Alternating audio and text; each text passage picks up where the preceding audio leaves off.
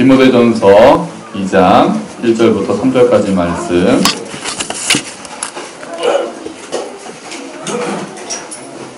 수민이는 장로님하고 같이 봐야 될 것 같은데.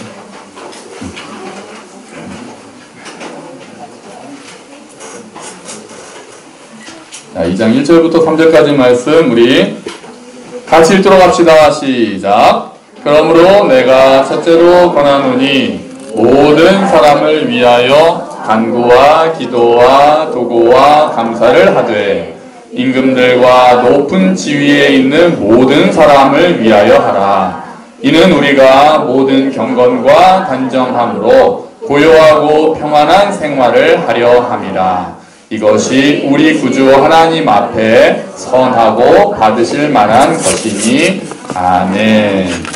주보에 있는 메시지 성경 제가 한번 읽어드릴게요. 세 번역은 그냥 참고해서 같이 보시면 되고요. 나는 그대가 무엇보다 먼저 기도하기를 바랍니다. 그대가 아는 모든 방법을 동원해서 그대가 아는 모든 사람을 위해 기도하십시오. 특히 통치자들과 정부가 바르게 다스릴 수 있게 해달라고 기도하십시오. 그래야 우리가 겸손히 묵상하면서 단순하게 사는 일에 조용히 마음을 쏟을 수 있을 것입니다. 그것은 우리 구주 하나님께서 우리에게 바라시는 생활 양식입니다. 아멘. 할렐루야. 네. 이게 이제 세 칸이 되니까 전에는 이쪽 꽉 차고 이제 이쪽 꽉 찼는데 이제는 좀 안 그래요. 가운데도 차고 세 칸이 되니까 좋네요. 의자가 많아졌습니다. 의자가 지금 정확하게 98개입니다. 98개. 근데 거기에 우리 의자를 가지고 다니시는 분이 두 분이 계시니까 그러면 딱 100석이 되는 거예요. 우리 교회가 이제 100석이에요. 오늘 한 석이 안 왔네요. 다카베님 아직 안 오셨는데 피곤하신가 보다. 그래서 우리가 이제 우리 교회는 100석이 된 겁니다. 근데 벌써 많이 찼어요. 여기 보니까 큰일 나네. 이거 인테리어 한지 얼마 안 됐는데 지금 벽을 헐어야 될 상황이에요. 행복한 고민이네요. 계신 분들이나 잘 잡아야겠다. 또 혹시 또 이민의 마음을 두신 분들은 저한테 상담 먼저 하십시오. 기도받고 갑니다. 자, 여러분 4월 17일부터 월요일부터 19대 대통령 선거 운동이 시작되었습니다. 지금 이제 다니는 곳마다 이제 노래소리가 막 아주 차량이 다니고 되게 막 손을 들면서 이렇게 저렇게 하고 벽보가 사상 최대 15명. 저는 그건 보면 굉장히 놀랍습니다. 기탁금이 3억 원이고 15% 이상을 득표하면은 3억 원을 돌려받아요. 근데 10%에서 15% 사이면은 1억 5천만 원을 돌려받습니다. 근데 10%도 득표하지 못하면은 그건 다 날리는 거거든요. 그래서 한 3번까지는 가능할지 모르겠으나 어떻게 될지 모르겠습니다만 3억 원이 많구나 사람들이. 그게 그 나라에 내는 돈만 3억 원이고 이제 운동하려면은 뭐도 만들고 차도 움직이고 그러려면 또 돈이 많이 들잖아요. 500억이 드네. 그건 이제 많이 하는 사람들이지만 아무리 무소속이라도 이게 공보라도 만들어야 될 텐데. 그래서 저 사람들이 대단하구나. 그냥 국가에 바친다는 생각으로 하는 게 아닐까. 그런 생각도 하고 이제 그럴 때 한 번씩 이렇게 또 자기 어떤 이상을 이렇게 알리려고 하는가 보다. 그런 생각도 들고요. 또 이번에는 누가 돼도 쉬울 수도 있고요. 그렇잖아요. 탄핵만 안 되면 또 나아지는 거 아닙니까? 그래서 누가 돼도 쉬울 수도 있는데 지금 나라의 상황은 그리 녹록하지가 않아서 경제, 정치 다 누가 돼도 또 힘들 가능성도 많죠. 그래서 저 같으면 안 올라갈 것 같거든요. 이제 늘 욕을 먹는 자리잖아요. 아무리 잘해야 본전. 그러잖아요. 아무리 잘해도 국민의 30% 정도는 반대하지 않습니까? 아무리 그래도. 그래서 대단하신 분들이다. 사명감 때문일까? 아니면 권력 의지 때문일까? 이런저런 생각이 들어요. 저 죄송합니다만 요 불도 좀 켜주세요. 요 위에 조광기라고 되어 있는 거 있거든요. 있는 거 다 써야죠. 이게 딱 그 동그란 거를 돌려서 딱 하면은 이게 점점 세질 수도 있어요. 페이드 인, 페이드 아웃이 됩니다. 한번 받아보고 싶었어요. 자, 그래서 늘 나오시던 분이 근데 한 번 안 나와서 섭섭하죠. 선생님 늘 나오셨는데 이번에도 출마를 선언했다가 전에 우리 네, 그 허경모 선생님. 근데 이제 그 박근혜 대통령이랑 결혼했다고 허위 사실을 유포해서 그게 그 피선거 실형을 살았거든요. 그 피선거권이 10년간 제한이래요. 그 2008년에 그래서 감옥을 갔다 오셨기 때문에 그래서 이번에 못 나오신 거예요. 안타깝죠. 재미가 반감되었습니다. 내 눈을 바라보면 병이 다 낫는다고 그랬는데 여러분 제가 여러 번 말씀을 드렸지만 우리의 삶은 정치와 분리될 수가 없습니다. 종교 분리라는 이야기는 특정 종교가 정치를 다 잡으면 그렇게 너무 깊은 영향, 그래서 아예 국교를 불교로 하는 나라들이 있잖아요. 동남아 쪽에는 아직도 있습니다. 그런데 미국에서 처음에 정교 분리를 헌법에다 넣을 때 국교를 정하지 않겠다라는 의미예요. 그래서 정치가 종교를 어떤 한 종교를 국교처럼 해서 거기에 이제 올인하지 않겠다. 그래서 종교의 자유를 보장하겠다는 의미에서 정교 분리란 말이 나온 것입니다. 근데 이것을 오해해서 한국교회에서 그러니까 기독교인들은 정치에 신경 쓰지 마. 특히 옛날에 대학생들 데모하지 마. 이거는 악용된 거죠. 오용된 것이고 그것은 옳은 방법이 아닙니다. 정교 분리라는 것은 그렇게 사용하는 게 아닌 거죠. 정치가 우리 삶에 너무나도 관련이 크기 때문에 우리는 당연히 관심을 가져야 되는 거죠. 오늘 본문의 말씀을 봐도 오늘 본문 말씀을 볼까요? 보면 2절을 한번 같이 읽어보죠. 2절 시작. 임금들과 높은 지위에 있는 모든 사람을 위하여 하라. 이는 우리가 모든 경건과 단정함으로 고요하고 평안한 생활을 하려 함이라. 아멘. 이게 모든 사람을 위하여 하라는 것은 기도하라는 의미잖아요. 자, 그래서 이 본문을 가지고 그러니까 우리는 기도만 해야 된다라고 이야기하시는 목사님들이 계시는데 저는 좀 생각을 반대합니다. 왜냐하면 이 편지를 쓸 때는 우리가 지도자를 뽑을 수 있는 시대가 아닙니다. 그렇잖아요. 로마 황제가 있던 시대에 바울도 앞으로 수천 년이 지나면 국민이 일반 사람들이 왕을, 대통령을 그 나라의 최정점에 있는 사람을 뽑을 수 있는 시대가 올 거라고 생각을 못했을 거라고요.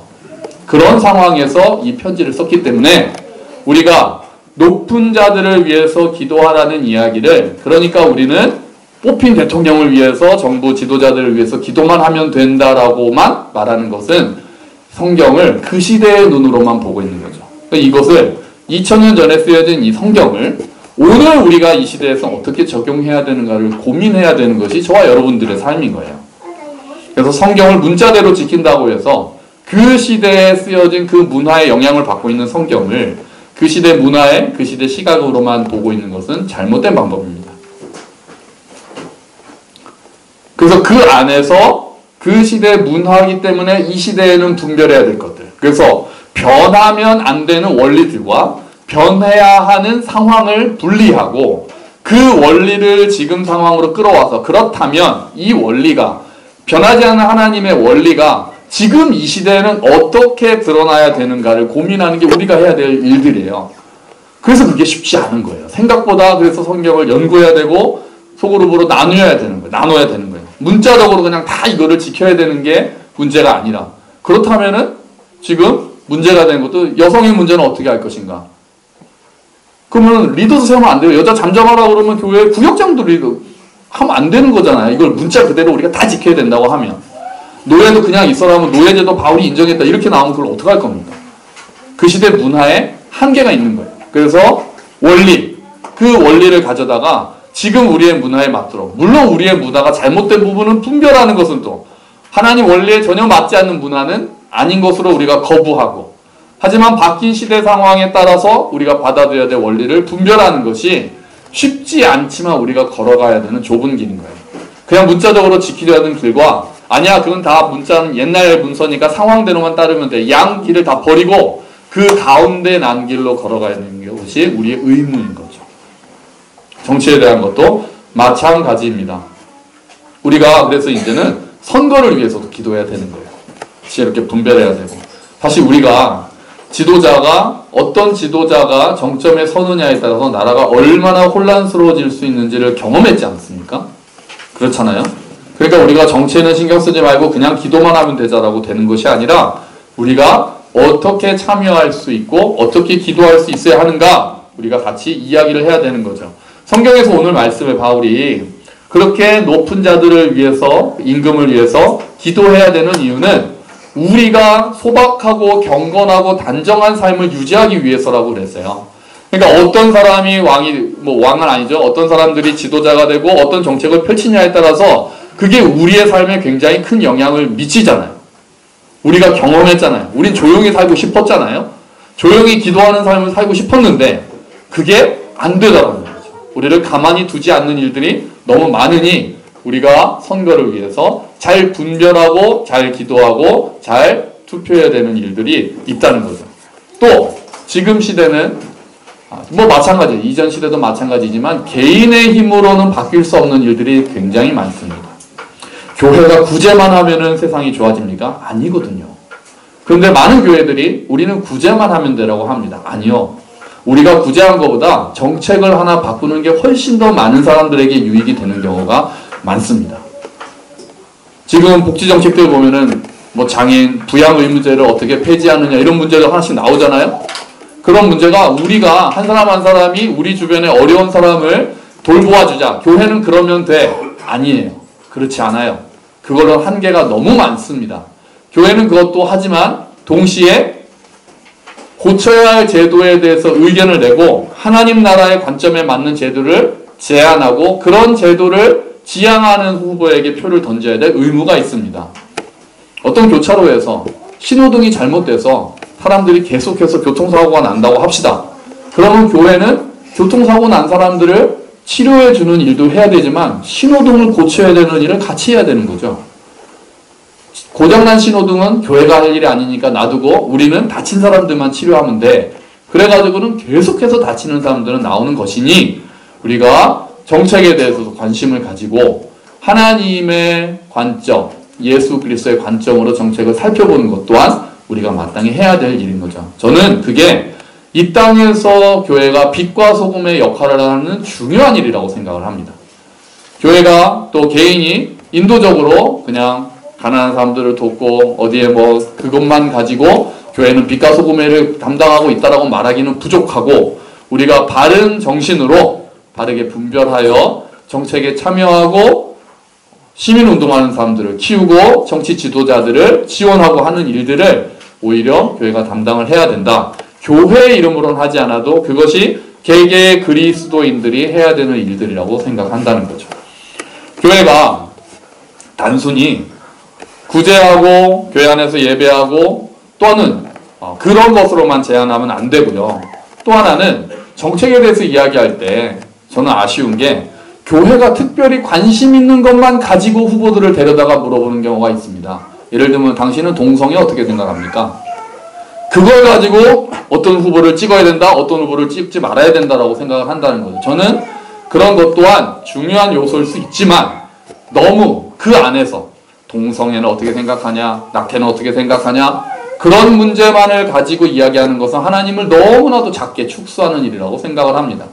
그리고 교회에 대해서 목회자 세금 내는 문제는 어떻게 보느냐 이런 걸 물어봐요. 대선 후보들을 데려다가 정책가들을 데려다가 너무 작게 하나님 나라를 보고 있는 거죠. 하나님 나라는 일반 은총도 함께 이 땅에서 샬롬, 정의와 평화를 이루어가는 것이 하나님의 나라의 방법인데 우리는 그런 것들에 더 관심을 가지기보다 우리 교회 종교 생활에 이익이 되느냐 여기에 너무 관심을 가지는 경우가 많은 거예요.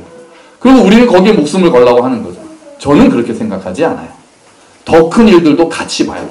이걸 버리자는 것이 아니라 그것만 가지고 내가 선거해야 될 사람들을 평가하는 것이 아니라 그 사람이 지향하고 있는 가치를 전체적으로 보고 우리가 나아가야 될 필요가 있다는 거죠. 미국에 대선을 했을 때 트럼프냐 힐러리냐 했을 때 기독교인들이 크게 갈렸습니다. 크게 갈렸어요. 민주당 쪽은 인권에 대해서 또는 그 가난한 자들, 양극화 해소나 이런 부분은 민주당 쪽이 좀 발전을 했는데 거기는 인권을 강조하다 보니까 동성애나 낙태나 이런 거에 대해서 되게 관용하는 정책을 가지거든요. 그러니까 보수적인 기독교인들이 싫은 거예요. 근데 이쪽 트럼프는 이게 어려워지는 거죠. 트럼프는 어떻습니까? 그런 거에 대해서는 좀 반대를 하지만 개인의 교독 생활은 어떻습니까? 그리고 그가 지향하고 있는 미국 우선주의나 난민을 받지 않겠다는 등의 국경에 장벽을 쌓겠다는 것은 하나님 나라의 가치에 맞습니까? 그것도 아니죠. 그러니까 어려워졌어요. 어려워져서 기독교인들이 쫙 나뉘었습니다. 공개적으로 지지하는 사람과 반대하는 사람들이 트럼프가 됐을 때 하나님께서 미국을 버리셨다라고 생각하는 사람들도 글들이 올라오고, 그래도 힐러리가 된 것보다는 낫다라고 이야기하는 주로 보수적인 기독교인들도 많았죠. 최종적인 결론은 하나님께서 내셔야 되는 문제지만 그런 일들이 이 땅에서도 이루어질 수 있다는 거죠. 그걸 우리가 잘 이야기하고 생각해야 합니다. 자, 그러면 우리가 교회는 그러면 선거를 어떻게 봐야 될까요? 첫 번째는 선거법 위반을 조심해야 합니다. 교회가 선거법 위반에 제법 많이 걸린다는 거 아세요? 그래서 제가 봤어요. 교회에서 선거법 위반되지 않으려면, 저희 교회는 뭐 저만 조심하면 되긴 하는데, 자, 예를 들면 자기 교회에서 출마한 사람이 있으면 아주 어려워집니다. 이재명 시장 같은 경우가 분당 우리 교회 다녀요. 그러면 어떻게 해야 돼요? 어떻게? 그래도 우리 교인이잖아요. 예를 들면 여기서 누구를 할까요? 우리 지역의 유지이시고 우리 중에서 가장 유명하신 타카백님께서 지금 의자가 하나 더 왔어요. 타카백님께서 만약에 갑자기 대통령이 대선에 출마하셨다. 그럼 우리는 어떻게 해야 될까요? 그럼 제가 여기서 우리 교회 타카백님께서 대선에 출마했으니까 우리 밀어줍시다. 그러면 저는 선거법 위반으로 벌금을 냅니다. 그러면 안 돼요. 그리고 이제 큰 교회는 이런 일들이 많은데 예배 드리러 옵니다. 후보들이 예배 드리러 와요. 그러면 이거를 이제 광고 때 예를 들면은 뭐 어느 당에 누가 왔습니다. 여기까지는 괜찮아요. 여기까지는 괜찮아요. 누가 왔다는 그냥 사실만. 근데 여러분 뭐 좀 잘 도와줍시다. 이런 선거법 위반입니다. 목사만 조심하면 돼요. 우리 교회는 찾아올 일이 없어서 별로 걱정 안 해도 되죠? 네? 언젠간 찾아올 일이 생길 것이다. 아멘. 한 3,000명쯤 되면, 옛날에 원희룡 지사가 이쪽이었잖아요. 양천구 국회의원이었잖아요. 자, 그리고 또 보니까 설교나 기도할 때 특정 정당이나 특정 후보를 지지하는 식으로 유도를 하는, 기도할 때도 저희는 뭐 대표 기도가 따로 없으니까 조심해야 된다. 누구는 되면 안 됩니다. 이런 기도하면 안 되고, 그리고 이제 유도하지 않아야 한다. 그래서 하나님께서 바른 지도자를 뽑아달라. 요 정도까지만 가능합니다. 그래서 제가 설교 준비할 때 굉장히 조심하면서 준비해요. 오늘만 조심하면 됩니다. 가장 재밌는 거 있어요. 평소 다니던 교회에 평소 하던 헌금을 하는 건 선거법 위반이 아니에요. 근데 안 다니던 교회 가서 헌금하면 선거법 위반입니다. 이런 위반은 우리가 좀 당해봤으면 좋겠네. 좀 안 다니던 그 후보들이 우리 교회 와서 헌금 좀 빡빡 하고 가면은 선거법 위반 좀 우리도 연루되면 좋겠어요. 자, 그래서 그럼 다 토해내야 되나요? 잘 모르겠네요. 자, 그래서 기독교 윤리 실천 운동에서 이게 이제 소극적으로 하는 이야기고, 적극적으로 우리가 어떻게 기독교인들이 대선을 바라볼 것이냐, 선거를 바라볼 것이냐에 대해서 이렇게 세 가지로 정리합니다. 첫 번째가 talk. 뭐예요? 이야기하라. 두 번째가 pray. 기도하라. 세 번째가 vote. 투표하라입니다. 하나씩 볼까요? 자, talk. 이야기하라는 뭐겠어요? 그냥 침묵하지 말고, 이야기할 수 있으려면 일단 뭐 해야 됩니까? 관심을 가져야 되죠. 관심이 없으면 이야기도 뭐 할 말이 없잖아요. 그래서 사실 이제 뭐 정책 보고 쉽지 않죠. 쉽지 않고, 그동안 관심이 없었던 분들이면 더 쉽지가 않죠. 하지만 관심을 좀 가져주세요. 지난번에 총선 때인가요? 제가 이런 설교, 비슷한 설교 말씀을 드렸더니 황해모 집사님께서 그동안은 관심이 없었는데 공부 좀 해야 되겠다고 했다가 머리 아파서 그만두셨다고 그러는데, 머리 좀 아프셔도 다시 또 시작하시고, 우리 현기 형제만 해도 사실은 관심 없었는데 그 뒤에 박근혜 대통령 이런 걸 보니까, 야, 우리가 이거 관심이 없었다가는 이게 나라가 이렇게 될 수 있구나. 그 양중자매도 그런 생각을 이렇게 하게 됐다는 거잖아요. 우리가 모르는 쪽에서 일어나는 일들이 어마어마하구나. 야, 이 관심 가져야 되겠구나. 그래서 양중자매는 그 당일날 가서 선거 참관을 해야 되나 지금 고민하고 있다고 그러더라고요. 투표장에 가서 저도 몇 번 해봤거든요. 좀 지루합니다. 재미없어요. 재미는 없어도 사명감으로 하는 거죠. 정치가 우리 삶에 너무 큰 영향을 미치기 때문에 무관심하고 있으면은 차악도 아닌 최악이 되는 경우가 많습니다. 사실 정치는 최선을 뽑는다기보다는 아쉽게도 아직은 최악을 피하는 방법으로 많이 되고 있잖아요. 그래도 우리가 안 하면은 최악이 될 수 있으니 우리가 고민을 하고 이야기를 해야 됩니다. 교회에서 정치 이야기하지 말라고 많이들 말씀하시는데 저는 생각을 달리합니다. 얘기하세요. 교회에서도 얘기하세요. 당연히 이야기하고 해야 되는데 조심할 게 있죠. 일단 상대를 존중해 주십시오. 얘기하다 이게 절제가 안 되는 게 좀 무리긴 한데 지금 우리가 만나는 사람들은 다 저와 비슷한 얘기를 합니다. 그게 전 국민의 생각으로 절대로 말씀하시면 안 돼요. 꼭 내가 듣고 있는 프로는 나만 봅니다. 그리고 나랑 친한 사람들은 봐요. 내가 보는 신문은 나랑 비슷한 사람들만 봐요. 그러니까 그 신문에서 하는 이야기, 그 프로에서 하는 이야기 하나만 딱 믿고 다른 신문을 보는 사람들에게는 그건 다 거짓말이고 이렇게 얘기하면 안 돼요. 그럴 수도 있구나. 그건 내가 생각 못했다. 열린 마음. 복음 안에서 우리가 이야기를 해야 되는 건데 거기서 막 상대를 존중하지 않는다거나 목소리 막 키우면서 흥분하거나 그래서는 안 된다는 거죠. 참 어려운 일입니다. 같은 하나님을 믿는데도 정치적 성향이랑 정책에 대한 또 우선순위에 대한 관심이 이렇게나 다를 수 있습니다. 같은 하나님을 믿는다고 하면서도 양극으로 다 포진되어 있습니다. 하나님을 믿는 공산주의자도 있고요.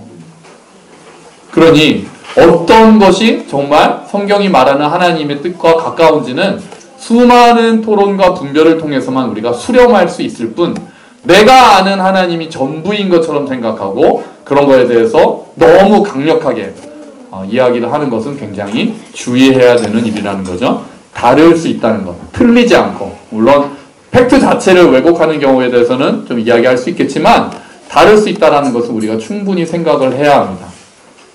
그리고 어떤 것이 어떤 한 가지 가지고 물고 늘어지기보다는 어떤 정책들이 하나님 나라의 관점에 더 맞는가 그리고 더 현실적인가. 하나님 나라의 관심에 이제 저 같은 사람은 좀 이상적이잖아요. 약간 몽상적이다 보니 현실 가능성은 생각하지 않고 막 이렇게만 하면 된다라고 주장을 하는 쪽인데 또 어떤 분은 저희 교회에서도 좀 현실적인 분들이 계시잖아요. 이 양 균형을 잘 맞춰야 되겠죠. 그런 것들을 다 이야기할 필요가 있다는 거죠. Pray, 기도해야 합니다. 오늘 우리 본문은 기도하라는 것을 강조했죠. 우리가 경건하고 소박한 생활을 하기 위해서 기도해야 됩니다. 선거도 공명정대하게 이루어지도록 기도해야 합니다. 하나님 나라의 정의와 하나님 나라의 평화가 이 땅에 실현되도록 기도해야 됩니다. 뽑고 난 다음에 그 사람이 잘하도록 기도하는 것뿐 아니라 과정을 통해서 하나님의 뜻이 이 땅에서 이루어지도록 우리가 기도해야 합니다. 또 하나는 우리 교회가 우리의 기독교 신앙이 이용당하지 않도록 기도해야 합니다. 이거 잘 기도해야 합니다. 기독교 신앙이 이용되는 경우가 많거든요.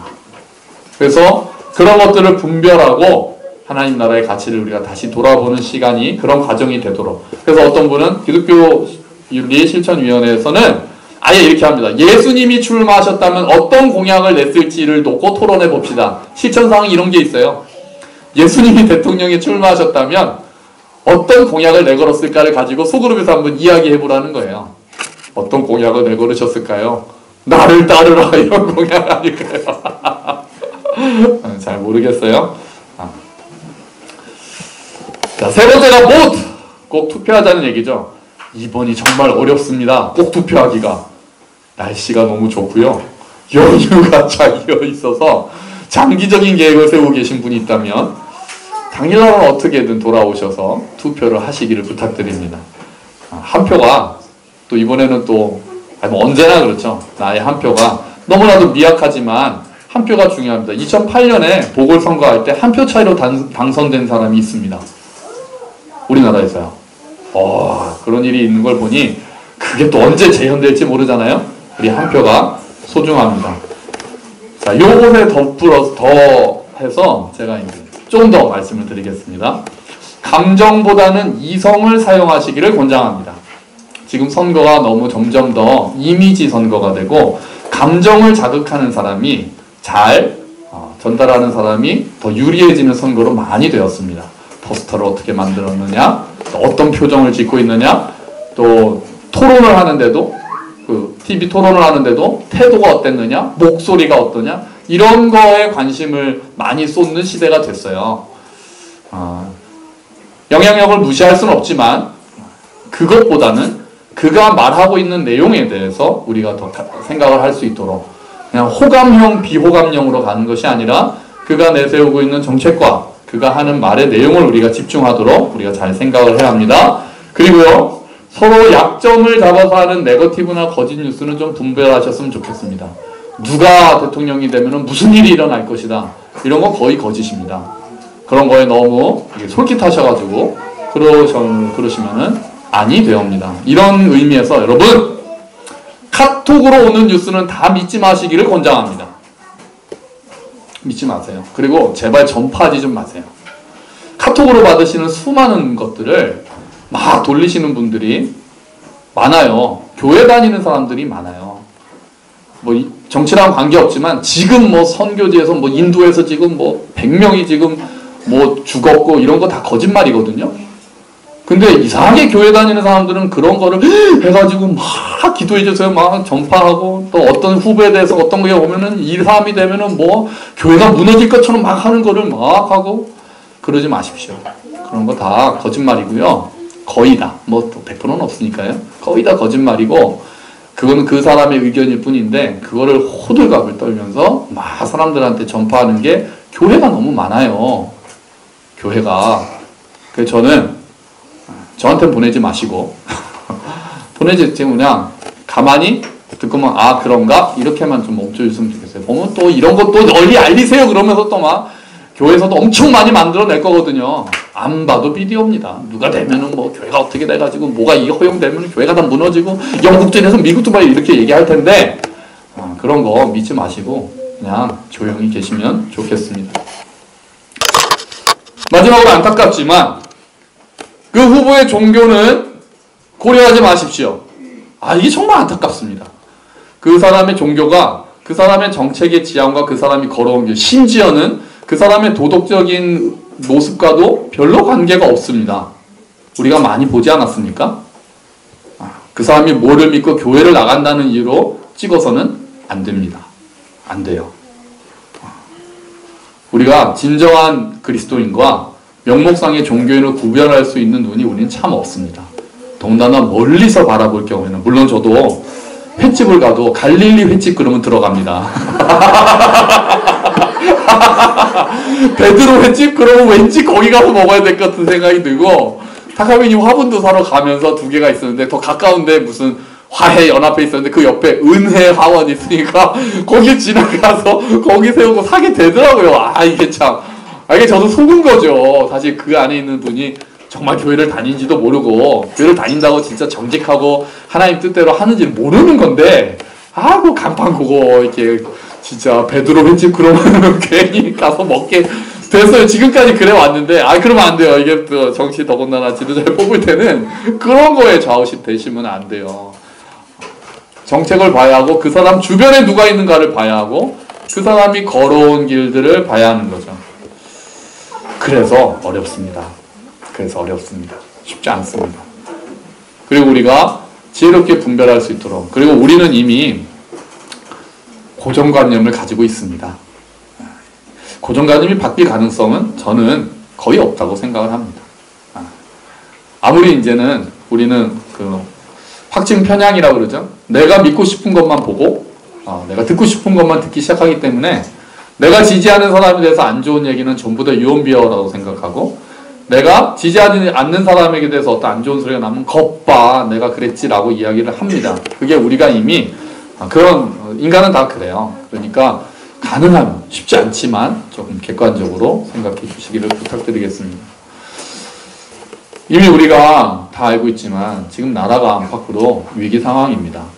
위기 상황이죠. 경제적으로나 정치적으로나 외교적으로나 참 쉽지 않은 일들 가운데 우리가 더군다나 바로 직전에 너무 엄청난 슬픈 일들을 우리가 겪은 뒤에 하는 대선이기 때문에 우리가 고민해야 될 일들이 많습니다. 누가 되느냐에 따라서 우리의 삶에도 영향이 당연히 미칩니다. 당연히 미치고 나라의 방향도 어느 정도 당연히 결정이 되고, 물론 한 사람이 잘못된다고 해서 나라가 망하거나 뭐 그렇게까지는 되지 않습니다. 민주주의 시대의 시스템이라는 게 있기 때문에요. 하지만 어떤 사람이 되느냐에 따라서 기본 방향이 어느 정도 설정되는 것은 분명히 맞을 겁니다. 그 사람과 지향점이 같은 사람들이 함께 있을 거기 때문에 그렇죠. 우리가 기도해야 되겠습니다. 이야기합시다. 좀 더 객관적인 마음으로 내가 몰랐던 부분들을 좀 듣는 객관적인 귀를 열어주시도록 기도하고 잘 분별할 수 있는 지혜를 달라고 기도해야 되겠습니다. 그리고 기도하고 우리가 이야기하고 대화하는 가운데 오해하거나 곡해하거나 그리고 너무 서로를 비방하거나 서로를 비난하는 것이 아니라 다른 의견들을 존중하면서 좀 더 객관적인 사실에 어디에 수렴하는지를 조금 더 천천히 보면서 어떤 한 가지를 가지고 너무 그것 전체로 침소봉대하고 한 사람을 판단하기보다 여러 가지를 다각도로 판단하고 우리가 분별하면서 나아가야 될 것입니다. 바울이 통치자를 위해서 기도하라고 했던 여기서의 통치자는 심지어는 로마 황제였습니다. 기독교를 박해하고 있는 로마 황제였는데 바울은 그럼에도 불구하고 그들을 위해서 기도하라고 이야기를 합니다. 나중에 이것은 우리가 받아야 되겠죠. 내가 지지하지 않는 사람이 내가 싫어하지 않는 사람이 되면 어쩌면 우리는 더 많이 기도해야 될 것입니다.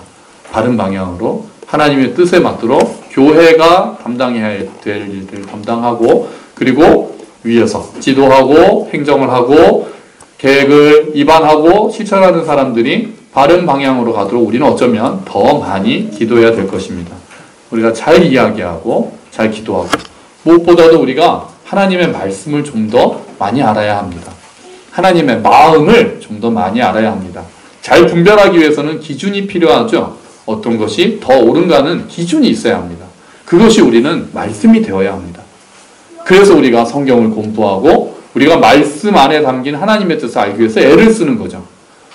그래야 우리가 분별할 수 있게 되고 나의 기본적으로 가지고 있던 어떤 작은 경험이나 나의 작은 견해로 많은 것들을 판단하는 것이 아니라 내가 하나님 말씀의 관점에서 다른 사람들의 의견이나 다른 사람들을 볼 수 있는 눈을 달라고 하기 위해서 우리가 말씀 묵상 그리고 말씀 공부 그리고 예배를 참여하는 일들을 게을리해서는 안 되겠습니다. 이제 얼마 남지 않았습니다. 쉽지 않은 이번 기간 동안 여러분 눈을 크게 뜨시고 잘 분별하고 이야기하시고 또 눈을 꼭 감고 하나님 앞에 우리 간절한 마음으로 기도합시다. 이 나라가 하나님께서 지금까지 인도해 주셨다고 우리는 믿잖아요. 그래서 이 나라가 또 하나님의 은혜 가운데서 어떠한 일들, 어려운 일들이 앞으로 있을지라도 지혜롭게 정말 이 땅에서 우리가 경건하고 소박한 생활을 할 수 있도록 하나님께서 좋은 지도자를 허락해 주시기를 기도하고 우리가 함께 이야기하고 기도하고 또 투표하는 저 여러분이 되시기를 그래서 이 땅에 조금이라도 더 하나님의 나라가 충만히 임해서 이 땅에 정말 하나님의 정의가 이루어지고 하나님의 평화가 임하는 날들이 하루라도 더 일찍 오기를 주의 이름으로 축원합니다. 아멘. 우리 같이 기도합시다.